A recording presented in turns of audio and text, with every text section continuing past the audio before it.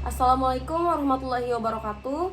Nama saya Revina Duyananda dari Program Studi Komunikasi Penyiaran Islam semester 3. Di sini saya akan menjelaskan peta konsep dari mata kuliah Statistik Dasar. Bab pertama, Statistik dan Statistika. Poin pertama yang akan saya jelaskan, pengertian statistik. Pengertian statistik itu dibagi menjadi dua. Yang pertama, berdasarkan pengolahan data. Yang kedua, berdasarkan bentuk pramaterinya. Poin yang kedua, istilah dalam statistika. Istilah dalam statistika itu ada 8. Yang pertama, karakteristik, variabel, populasi, sampel, sensus, sampling, parameter, dan 8 statistik. Poin yang ketiga itu ruang lingkup dan pentingnya statistik. Dibagi menjadi 4. Yang pertama, statistik deskriptif. Yang kedua, probabilitas. Yang ketiga, keputusan atau statistik. Yang keempat, statistik inferensi. Dan poin yang keempat, metodologi statistika. Dibagi menjadi 6. Yang pertama itu mengidentifikasi persoalan. Yang kedua, mengumpulkan data atau fakta yang ada. Yang ketiga, mengumpulkan data asli yang baru. Yang keempat, klasifikasi data. Yang kelima, penyajian data. Yang keenam, analisis data dan penarikan kesimpulan. Poin yang kelima itu data. Data itu dibagi menjadi dua. Yang pertama, data kuantitatif dibagi menjadi dua, yaitu data internal dan data rasio. Yang kedua, data kualitatif dibagi menjadi dua, yaitu data nominal dan data ordinal. Poin yang keenam, hubungan statistik dan penelitian. Hubungan statistik dan penelitian itu dibagi menjadi 4. Yang pertama, jenis penelitian berdasar hasil. Yang kedua, jenis penelitian berdasar survei. Yang ketiga, jenis penelitian berdasar tingkat eksplanasi. Yang keempat, jenis penelitian berdasarkan data. Selanjutnya saya akan membahas peta konsep bab 2 tentang data populasi dan teknik sampling. Poin pertama yang akan saya bahas itu populasi dan teknik sampling. Populasi dan teknik sampling itu dibagi menjadi 3. Yang pertama, populasi. Yang kedua, sampel aksidental atau kuota pervasif. Yang ketiga itu teknik sampling atau probability sampling dan non-probability. Yang kedua, teknik pengumpulan data. Teknik pengumpulan data itu dibagi menjadi 5. Yang pertama itu wawancara atau interview. Yang kedua, kuesioner atau angket. Yang ketiga, observasi. Yang keempat, tes dan skala objektif. Dan yang kelima, metode proyektif.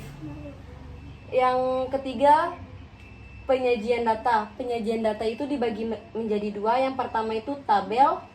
Yang kedua, grafik. Grafik terdiri dari 1 garis, 2 batang atau balok, ketiga lingkaran, keempat gambar, kelima berupa peta. Sekarang saya akan membahas bab 3 tentang ukuran statistik.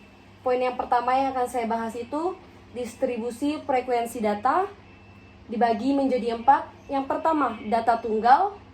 Yang kedua, data kelompok. Yang ketiga, data relatif. Yang keempat, tabel kumulatif. Poin yang kedua itu ukuran letak. Ukuran letak dibagi menjadi 1 kuartil. Kuartil juga dibagi menjadi data tunggal atau data kelompok. Yang kedua, desil. Dan yang ketiga, persentil. Poin yang ketiga itu ukuran pemusatan. Ukuran pemusatan dibagi menjadi 3. Yang pertama itu mean. Mean terdiri dari data tunggal, terus data tunggal atau berbobot, dan yang terakhir data kelompok. Yang kedua, median. Median dibagi menjadi 2, yakni data tunggal, data kelompok. Yang ketiga, modus. Modus dibagi menjadi 2, data tunggal dan data kelompok. Yang poin keempat itu ukuran penyebaran dibagi menjadi 5. Yang pertama, jangkauan. Kedua, simpangan rata-rata. Yang ketiga, simpangan baku. Yang keempat, nilai standar. Yang kelima, koefisien. Yang bab keempat yaitu tentang aplikasi Excel. Poin yang pertama yang akan saya bahas itu pengenalan fitur-fitur Microsoft Excel. Di sini yang dibahas itu definisi atau pengertian dari Microsoft Excel. Poin yang kedua itu statistik deskriptif. Yang ini membahas 2 poin. Yang pertama, menentukan statistik secara deskriptif. Yang kedua, menggambar grafik. Poin yang ketiga itu pengertian pengujian hipotesis. Di sini hanya membahas 1 poin yaitu uji korelasi. Yang terakhir, bab 5 tentang aplikasi SPSS. Poin pertama itu tentang pengenalan SPSS, mengajarkan kita untuk mengenal fitur-fitur yang ada di SPSS. Poin kedua itu penyajian data. Penyajian data dibagi menjadi yang pertama menggunakan diagram batang, yang kedua menggunakan diagram lingkaran, yang ketiga menggunakan histogram. Poin yang ketiga itu analisis deskriptif. Yang dibahas ini ukuran pengusatan, kedua ukuran letak, tiga ukuran penyebaran. Poin yang keempat analisis prasyarat. Analisis prasyarat dibagi menjadi 3 yaitu ada uji normalitas, uji homogenitas, dan uji linearitas. Poin yang kelima yaitu analisis korelasi. Di sini dibagi menjadi 2. Yang pertama itu uji korelasi, yang kedua uji regresi linear. Poin yang terakhir yaitu yang keenam analisis perbedaan. Di sini dibagi menjadi 2 yaitu terdapat uji perbedaan atau uji T, dan yang kedua itu uji ANOVA atau uji F. Mungkin sekian yang dapat saya sampaikan terkait pemaparan peta konsep statistik dasar.